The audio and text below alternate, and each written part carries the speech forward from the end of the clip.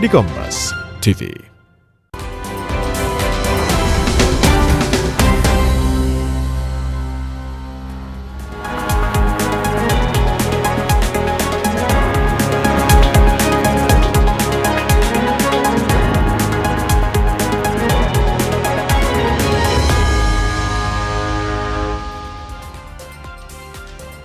Anda masih bersama kami di Kompas Bisnis. Saudara, ekonomi Indonesia pada kuartal 2 tumbuh 5,29%. Kita lihat data lebih lengkapnya di tahun 2026 ini, di mana pada perekonomian Indonesia triwulan 2 2026 berdasarkan besaran PDB atau Produk Domestik Bruto atas dasar harga berlaku ini PDB mencapai 6.552,1 triliun rupiah dan atas dasar harga konstan ini mencapai 3.576,2 triliun rupiah. Apabila kita melihat lebih detail lagi terkait dengan angka dari pertumbuhan ekonomi di tahun 2026, ini ada pelambatan di triwulan pertama 2026 ini ada di angka 5,61%, sementara di triwulan ataupun kuartal kedua ini melambat di 5,29%.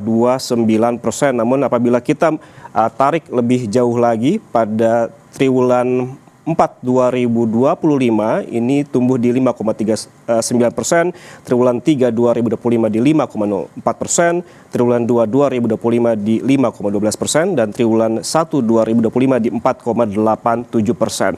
Sementara itu kita lihat juga saudara bagaimana pertumbuhan ekonomi menurut lapangan usaha secara tahunan di data berikutnya.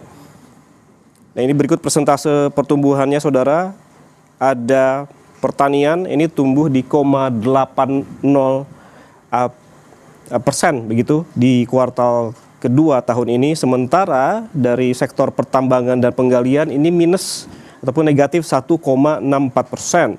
Sementara di sektor industri pengolahan tumbuh 4,52%, konstruksi tumbuh 6,68%, dan perdagangan serta reparasi ini tumbuh 6,39% dan lainnya di 6,67%.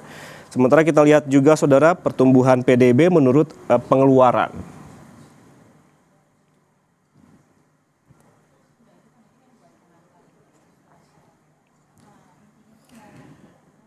Nah, dari sisi konsumsi rumah tangga ini tumbuh 5,06%, ini masih di angka yang sama begitu. Kemudian ada juga konsumsi LNPRT ini di angka 6,93%, dan yang paling mendominasi pertumbuhan ekonomi menurut pengeluaran ada di konsumsi pemerintah sebesar 15,97%. Sementara pembentukan modal tetap bruto di angka 6,87% dan ekspor 4,13% serta impor tumbuh 8,82%.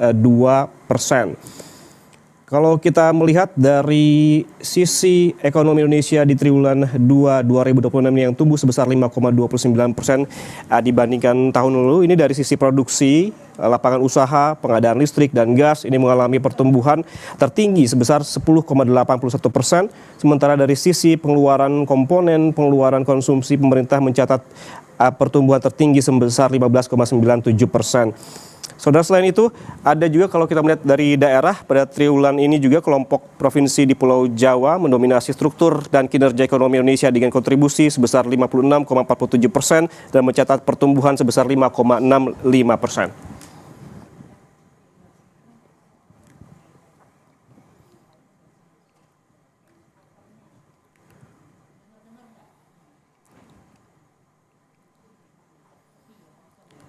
Saudara, apa kemudian yang menjadi faktor pendorong pertumbuhan ekonomi Indonesia pada kuartal 2 ini tumbuh 5,29%? Kita langsung berbincang dengan Amalia Adininggar Widyasanti, Kepala Badan Pusat Statistik. Bu Winnie, selamat pagi. Selamat pagi.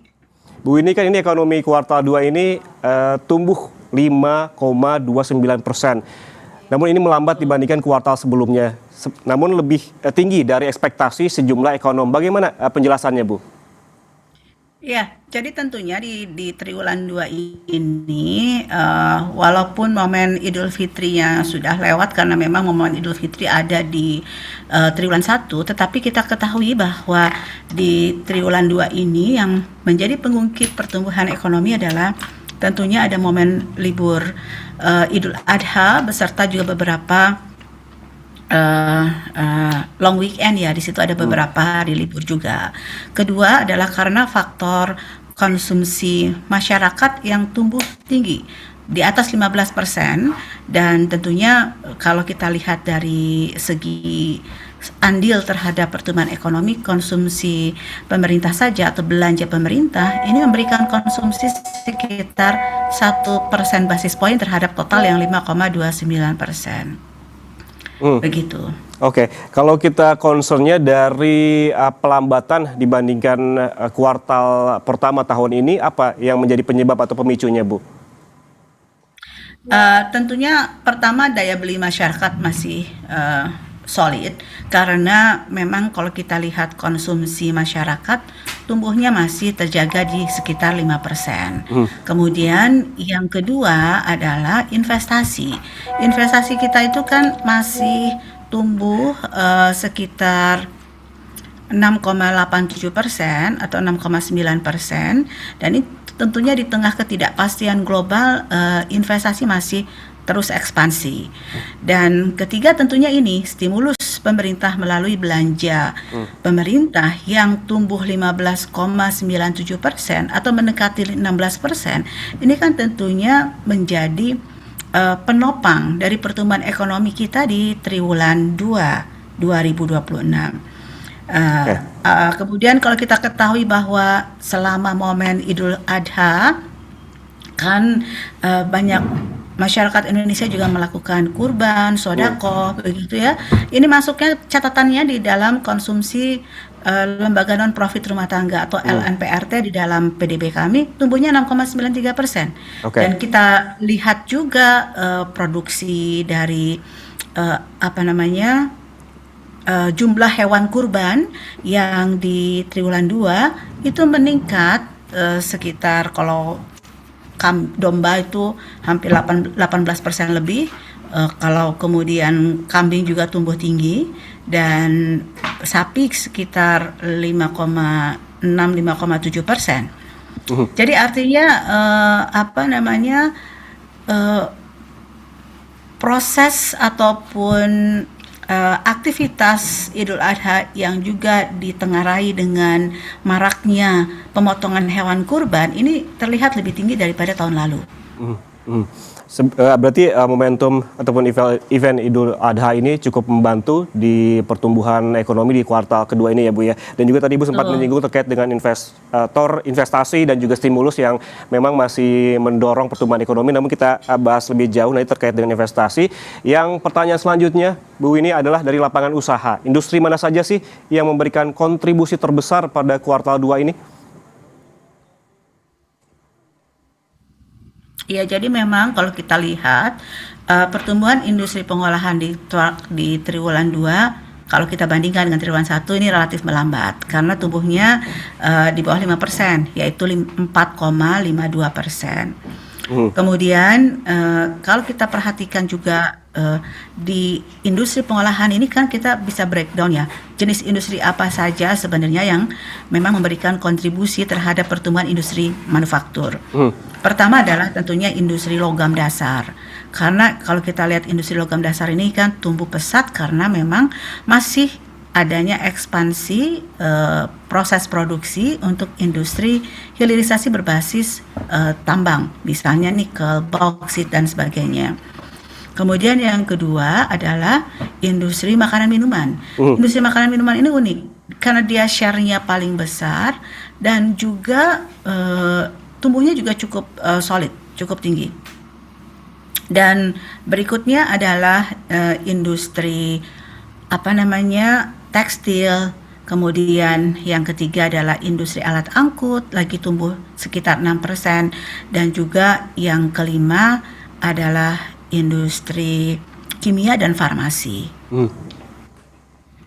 Oke, Bu, ini tadi Anda sempat menyinggung sedikit terkait dengan stimulus pemerintah begitu yang memang menjadi faktor pendorong dari pertumbuhan ekonomi di kuartal 2 ini. Stimulus pemerintah melalui penyerapan konsumsi lewat gaji ke-13 ASN dan juga selain itu ada juga program MBG. Ini sebetulnya seberapa besar datanya berkontribusi ke pertumbuhan ekonomi kuartal 2 ini, Bu? Ya, jadi stimulus pemerintah ini kan untuk triwulan 2 macam-macam ya, Mas. Jadi pertama, untuk mendorong konsumsi rumah tangga, gaji ke-13 digulirkan oleh pemerintah di bulan Juni. Bahkan di awal Juni, di mana di awal Juni ini artinya kan masuk ke dalam triwulan 2. Kedua adalah ini apa namanya, insentif-insentif lain seperti diskon tiket pesawat, kereta api, dan beberapa juga stimulus pemerintah.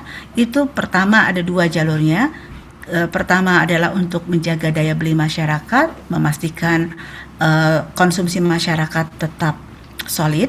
Yang kedua adalah jalurnya terhadap pertumbuhan ekonomi adalah realisasi belanja pemerintah yang kelihatannya memang di triwulan 2 ini jauh lebih tinggi dibandingkan dengan triwulan 2 2025. Artinya ini terlihat bahwa percepatan belanja pemerintah sejak awal tahun itu kita rasakan dan kita lihat dari perhitungan PDB kami yang untuk konsumsi pemerintah tersebut.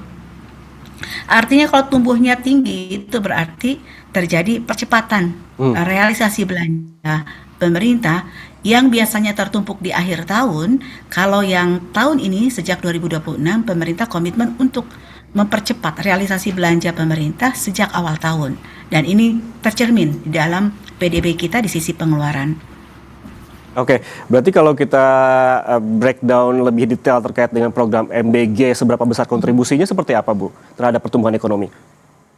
Iya, itu kan campur-campur ya. Jadi ada, maksud saya, berbagai program pemerintah sudah kami hitung di dalam perhitungan PDB kami.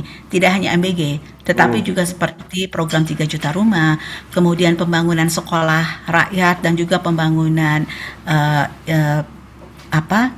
perbaikan renovasi sekolah-sekolah negeri, kemudian berbagai pembangunan infrastruktur yang dilakukan oleh pemerintah itu sudah kami masukkan di dalam perhitungan PDB kami, sehingga tidak heran kalau memang berbagai program pemerintah yang sudah terrealisasi di triwulan 2 ini juga membantu untuk menjaga pertumbuhan ekonomi Indonesia di triwulan 2 2026, walaupun sebenarnya kita ini di tengah ketidakpastian global yang cukup tinggi. Oke, baik, kita bergeser ke sisi investasi, Bu. Ini ada PMTB yang juga membukukan pertumbuhan positif yang berasal dari investasi pemerintah maupun swasta. Ini jelasnya seperti apa, Bu?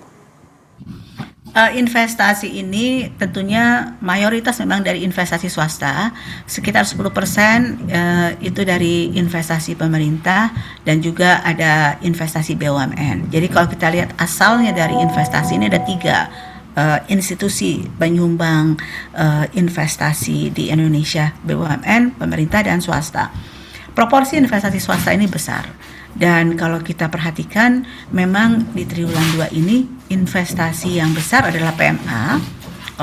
Dan kedua, dari segi sektornya memang yang paling banyak adalah investasi di industri logam, terutama logam dasar, kemudian juga ada di perdagangan dan transportasi. Baik, berarti ada beberapa hal yang mesti digarisbawahi ya, Bu, ya, termasuk tadi faktor pendorong pertumbuhan ekonomi di kuartal 2 ini ada investasi, ada juga stimulus, dan Ibu juga tadi menyebutkan yang menjaga pertumbuhan ekonomi juga adalah program-program utama dari pemerintah yang memang perlu juga diapresiasi begitu. Terima kasih banyak Bu Amalia Dininggar Widiasanti, Kepala Badan Pusat Statistik, atas waktunya bersama kami di Kompas Bisnis. Bu, sehat selalu. Saudara, jangan kemana-mana karena Kompas Bisnis masih akan kembali untuk Anda dengan informasi dari BPS yang mencatat angka pengangguran turun per Mei 2026. Meski demikian, akhir-akhir ini angka